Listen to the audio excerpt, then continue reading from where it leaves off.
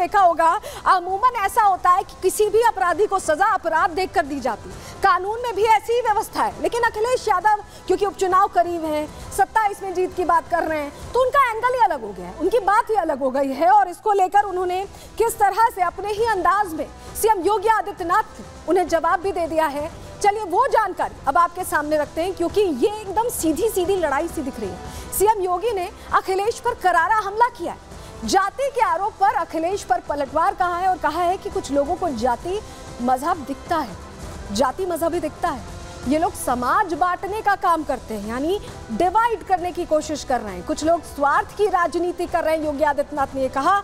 RSS और VHP देश को जोड़ रही है, ये भी योगी आदित्यनाथ की तरफ से कहा गया। तो जिस तरह से जाति को लेकर प्रश्न खड़े किए गए हैं, योगी आदित्यनाथ ने बिल्कुल क्लियर कर दिया कि अपराध करोगे तो भुगतोगे। जाति यहां नहीं देखी जा रही, अपराध देखा जा रहा है। अखिलेश यादव ने क्या कहा है सुनवाएंगे आपको, क्योंकि उनकी तरफ से ये बड़ी बातें कह दी गई हैं। सुनवाते हैं आपको क्या कहा है अखिलेश यादव।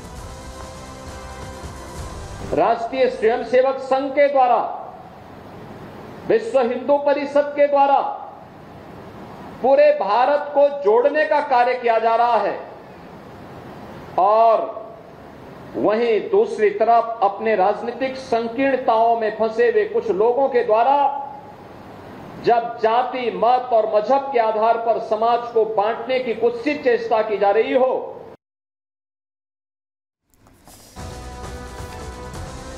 तो आपने सुना, योगी आदित्यनाथ ने क्लियर कर दिया है कि अपराध पर नो माफी, जो नीति है उसी पर चलेंगे और जैसा कड़ा संदेश दिया है। उसके बाद सवाल ये उठता है कि आखिर अपराधियों से इतनी हमदर्दी क्यों है अखिलेश यादव को। रिपोर्ट आपको इसी से जुड़ी दिखाते हैं।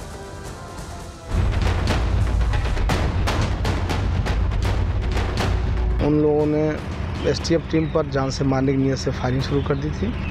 जवाबी फायरिंग में एक बदमाश घायल हो गया था, एक बदमाश भाग गया था।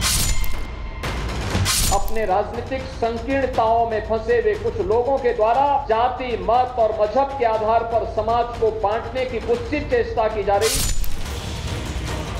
उत्तर प्रदेश के सुल्तानपुर में 28 अगस्त को कुख्यात डकैतों ने दिन दहाड़े ऐसा आतंक मचाया था जिसकी सूबे भर में खूब चर्चा हुई थी।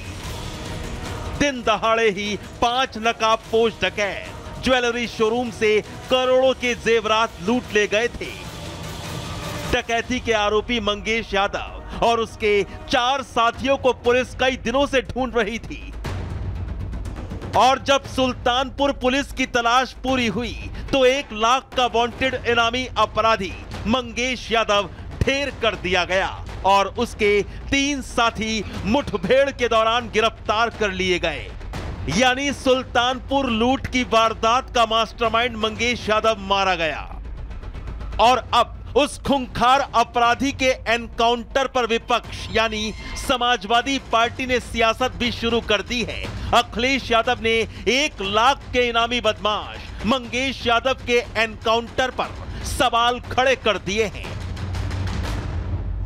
डकैत मंगेश यादव के एनकाउंटर पर अखिलेश यादव भड़क गए हैं और उस पर हमदर्दी भी दिखा रहे हैं। अखिलेश कह रहे हैं कि मंगेश यादव का एनकाउंटर उसकी जाति देखकर किया गया है।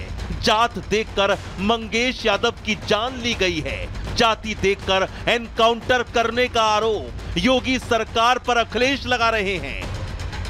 लेकिन अखिलेश के जाति वाले आरोप पर बीजेपी भी करारा पलटवार कर रही है। उत्तर प्रदेश के अंदर निरंतर अपराध बढ़ता जा रहा है। अगर आप देखें तो लूट, डकैती, बलात्कार, महिलाओं के साथ छेड़खानी, ये निरंतर बढ़ते चले जा रहे हैं। सरकार अपनी पीठ खुद थपथपाती रहती है, केवल कुछ सनसनी फैला करके।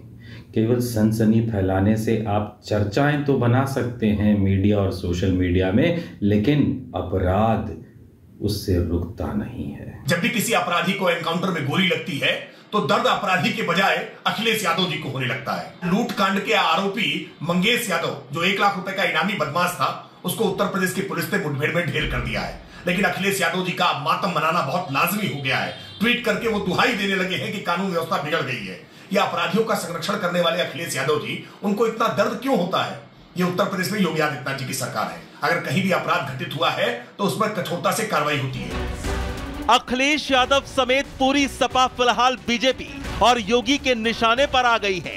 बीजेपी सवाल पूछ रही है कि अपराधी के एनकाउंटर पर इतना दर्द क्यों? बदमाशों से समाजवादी पार्टी को हमदर्दी क्यों? लेकिन यहां सबसे बड़ा सवाल तो यह है कि क्या अखिलेश यादव ने एनकाउंटर में जाति की बात कहकर यूपी की राजनीति को फिर गरमा दिया है? Bureau report, Republic Bharat. और चलिए आगे बढ़ते हैं। अब अगले सेगमेंट का रुख करेंगे जहां ऑपरेशन आदमखोर लगातार चल रहा है, वहीं कदम दर कदम अब आदमखोरों का खतरा बढ़ता जा रहा है।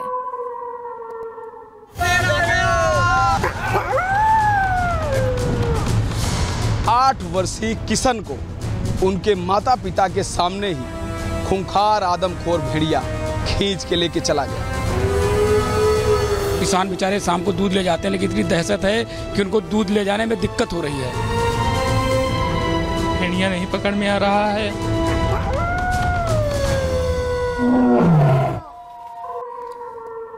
तो ऐसा लग रहा है कि पूरा उत्तर प्रदेश आदमखोरों के साए में जी रहा है, क्योंकि कदम दर कदम खतरा है।